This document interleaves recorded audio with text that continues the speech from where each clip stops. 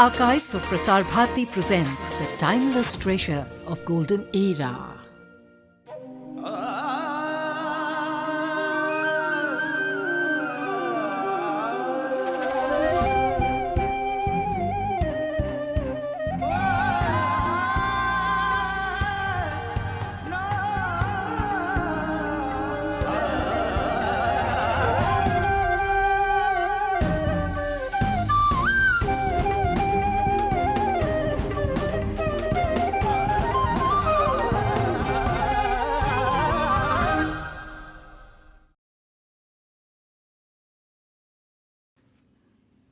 Over the past 31 years, I've had the joy of traveling repeatedly to many corners of this vast subcontinent that is India. It is amazing to see how landscapes, culture, food, music, dances, and even languages change every few hundred kilometers that you drive. You see the highest mountains of the world, great seas, bountiful rivers, and best of all, a people whose thoughts and heritage go back a few thousand years. Join us on an enthralling journey. I am traveling again across the whole of India to bring you spectacular India.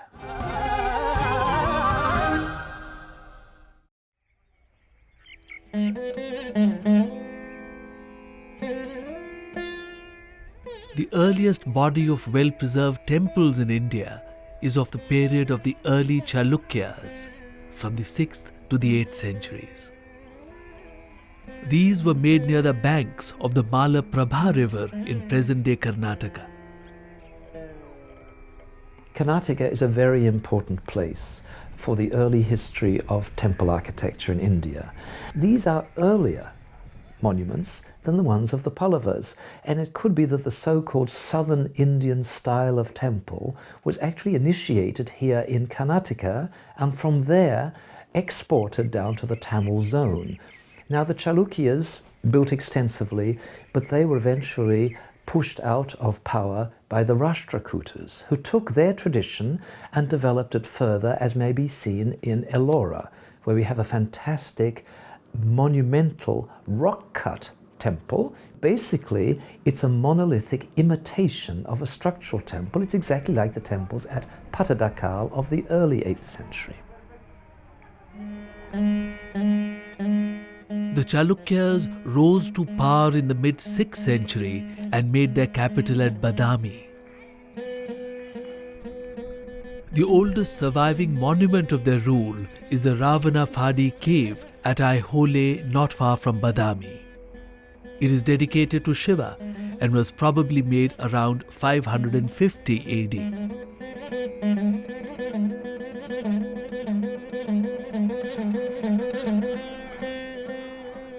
The red sandstone cliffs of Badami offered a spectacular location for the excavation of 4 great caves. The largest and the most impressive of these is Cave 3, dedicated to Vishnu. Next to a Varaha depiction here, there is an inscription which states that Mangalesha, brother of King Kirti Varman, dedicated this cave in AD 578. In ancient India, no king directly patronized the making of any temples or stupas. Inscriptions show that it was the common people who each donated a part of such a structure.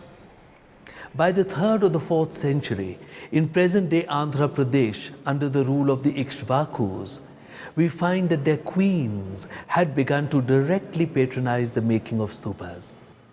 By the 5th or 6th century, in the western Deccan at Ajanta, we find that the queen was also directly paying for the making of a cave, a Buddhist cave.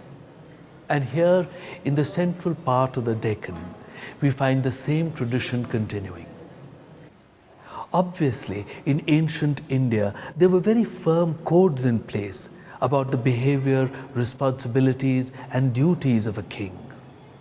His personal worship, those deities that he personally adored, were kept separated from matters of state and royal patronage.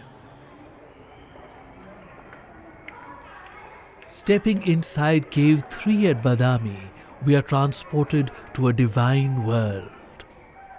Large reliefs of the different forms of Vishnu are made in panels. Here, Vishnu is seated in a posture of royal ease on the cosmic serpent Ananta, which means endless.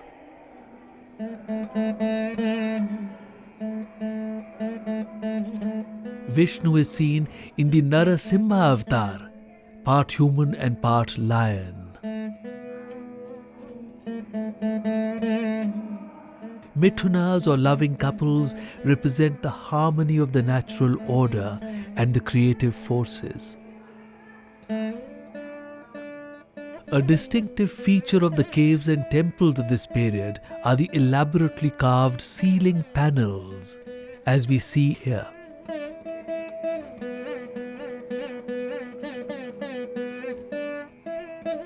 Cave 1 of the mid-5th century is dedicated to Shiva. Projections of the rock face at right angles to the front of the cave continue the sculptural program.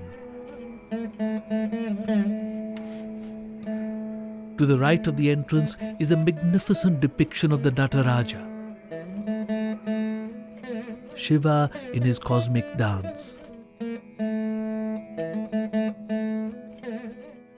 In Chalukya art, in Pallava art, and in other moments, I would say, in the history of Indian sculpture, the human figure is rendered with enormous naturalness, whether it's static or whether it's dynamic. Royal figures appear like gods appear like royal figures. The costumes link some of these deities to what must have been the everyday world of the early Chalukyas and the Pallavas and the Cholas. So if we want to know what a king would have looked like in the 7th century or the 12th century, we look at a representation of seated Vishnu, or maybe standing Shiva. There he will be wearing a crown and all sorts of jeweled items. The same is true of a goddess. The region of the Malaprabha River was a meeting place of styles of temple building which were developing both in North and in South India. While examples of the early period have not survived in most places, here we do have remaining temples which show these developments. This is perhaps because there was little or no building activity in later periods. Aihole is today a small village in a remote part of Karnataka state. We know about the importance of Aihole in ancient times because the place was linked with a particular guild of merchants known as the Ayavoli 500, and inscriptions are found throughout South India testifying to the activities of these merchants who were linked with the town of Aihole. So we have the idea that perhaps Aihole was more like a commercial town with economic importance. Badami was the political capital. Many of the temples here were used until recently as houses or even cattle sheds. They are known by the names of their former owners.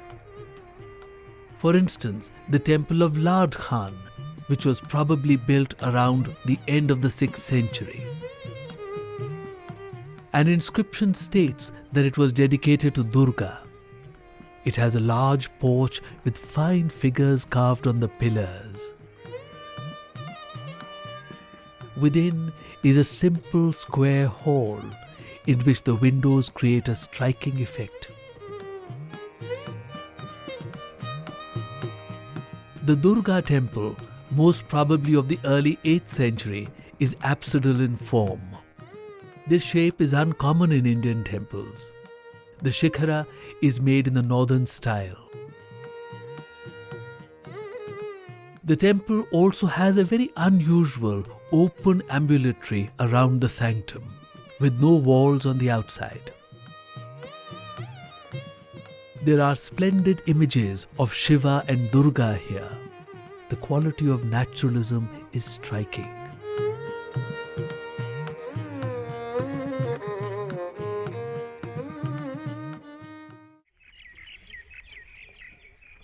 The temples of Pattadakal are on the Malaprabha river a few kilometers from Aihole. Pattadakal, which is in the middle of the valley, seems never to have been really an inhabited spot.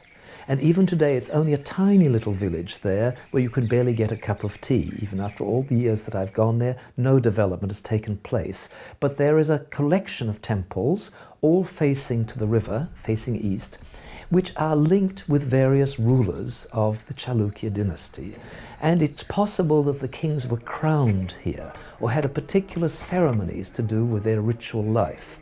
So there seems to be a place of royal importance, but not a place of settlement, I would say, or a place of political capital.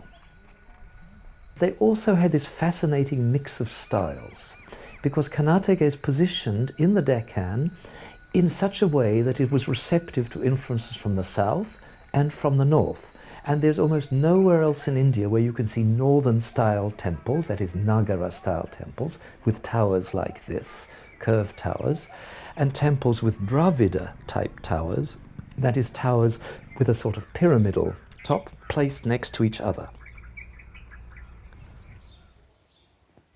It is in the Virupaksh temple that we see the full glory of art under the Chalukyas.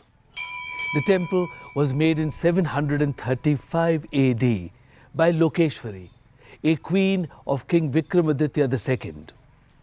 It was to celebrate his victory over the Pallavas of Kanchipuram.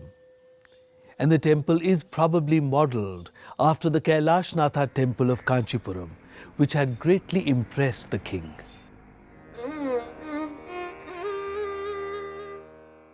The temple is the largest of this period. Its compound walls enclose a complex of 30 sub-shrines in the courtyard and a large Nandi Mandapa.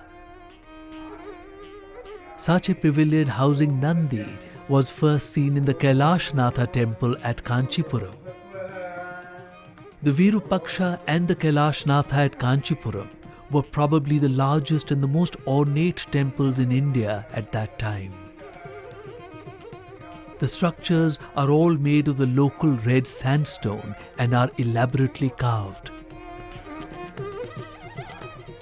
The walls of the temple have 35 niches with images of Shiva. 18 pierced windows serve to light the vast interior hall. The hall has 4 rows of pillars which divide the space into aisles.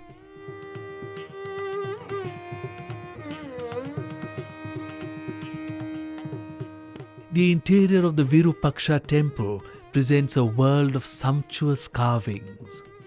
Scenes from the epics are carved on the pillars. There are many figures in dynamic compositions.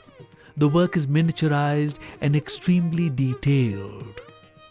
With light filtering in from pierced windows and the distant doorway, the effect is dramatic.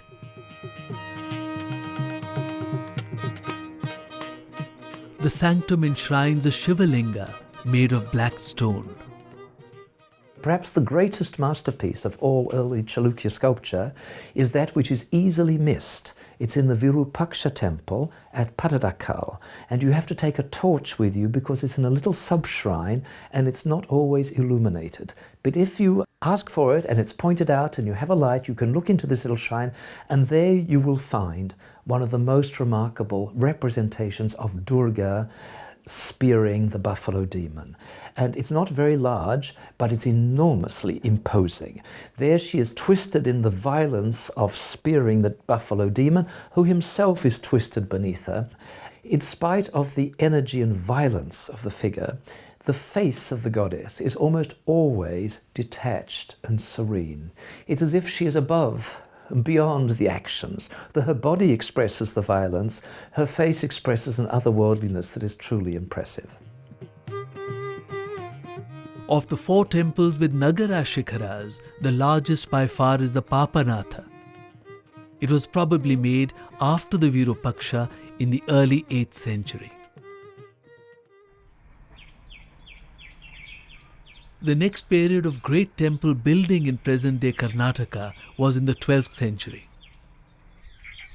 In the 11th and 12th centuries, hill chieftains named the Hoysalas came to power and created a kingdom in southern Karnataka. The Hoysala king Vishnuvardhana defeated the imperial Cholas in 1116. To commemorate his victory, he built the temple of Keshava or Chinna Keshava at Belur in present-day Karnataka.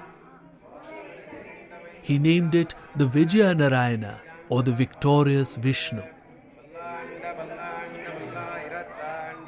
The temple is a classic example of the ornate style of temple art under the Hoysalas.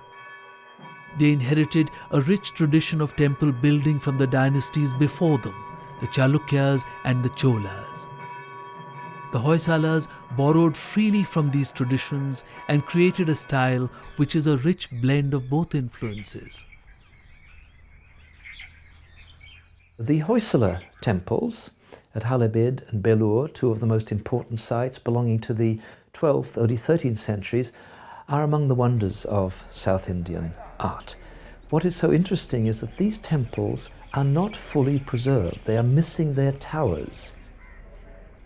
The temples are totally encrusted with carved surfaces, all done in this type of schist, which is sometimes known as a soapstone. It's a sort of greyish green stone that is supposed to be rather soft when it's first quarried, and it can be carved with relative ease and delicacy, and then gets a lot harder as it is left in the atmosphere.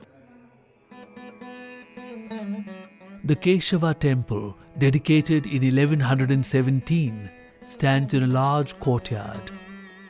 It has a pillared mandapa or hall, an antechamber and a shrine.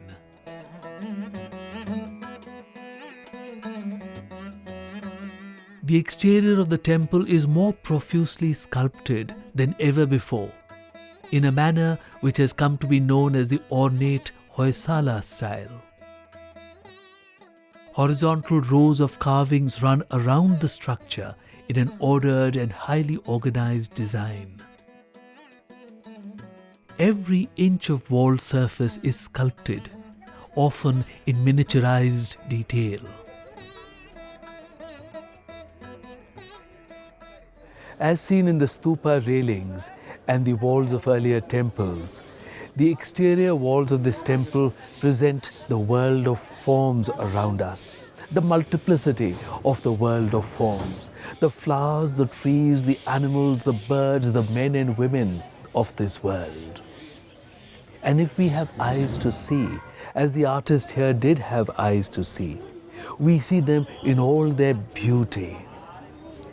Of course, in Indian thinking, this beauty and the forms of the world themselves are Maya or Mithya, illusions beyond which we must rise to be able to see the truth which is to be found in the Garbhagriha within, the Garbhagriha or womb chamber, where we hope to be born again in true knowledge.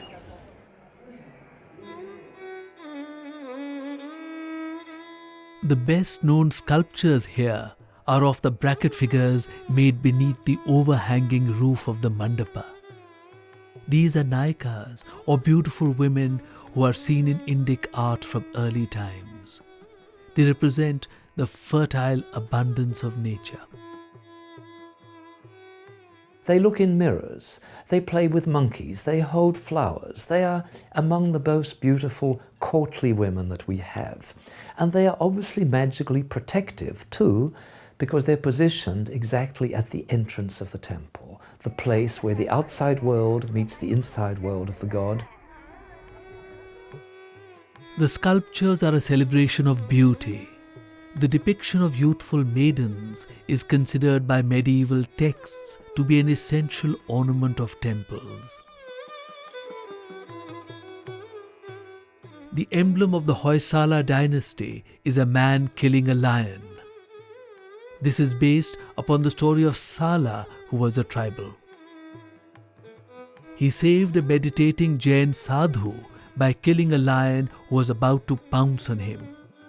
With the blessings of the sadhu began the rise to power of Sala, and the Hoysala dynasty was founded.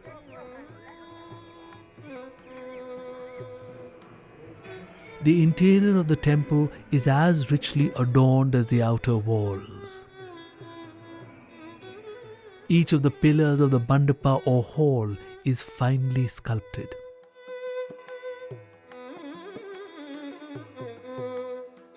At each corner of the central bay of the mandapa, there are bracket figures of beautiful women.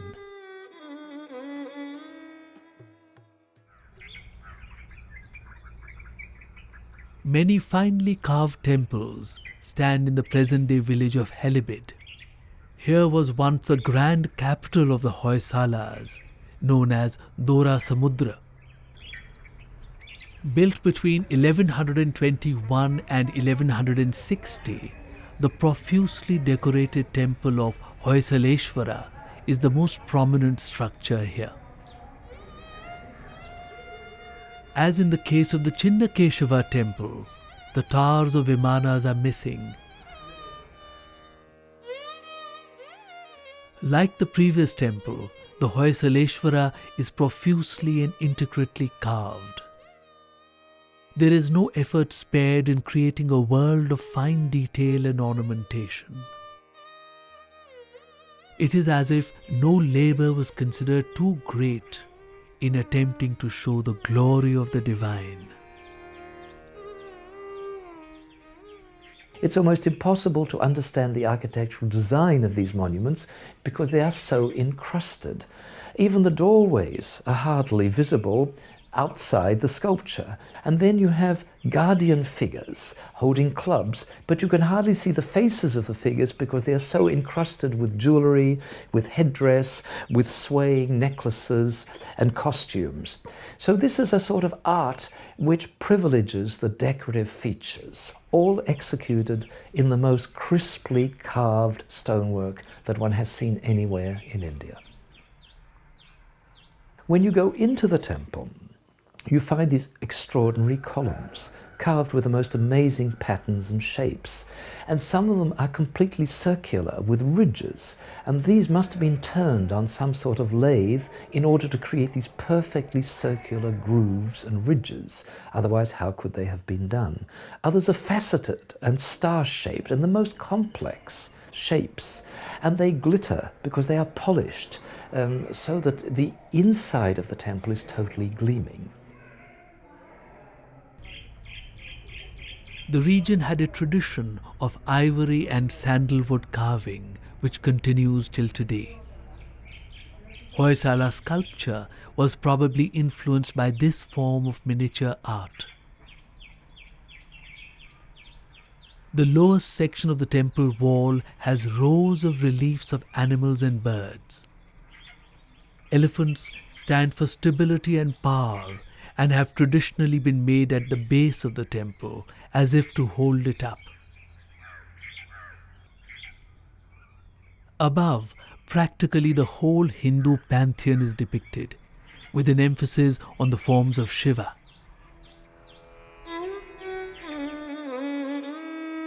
The temples of the Hoysalas mark the most exuberant period in the history of Indian art. The sculpture on these is the most detailed and decorative ever made anywhere in the country. It is a sense of profuse ornamentation which marks these temples. It conveys the grandeur of the Hoysala court and empire at that time.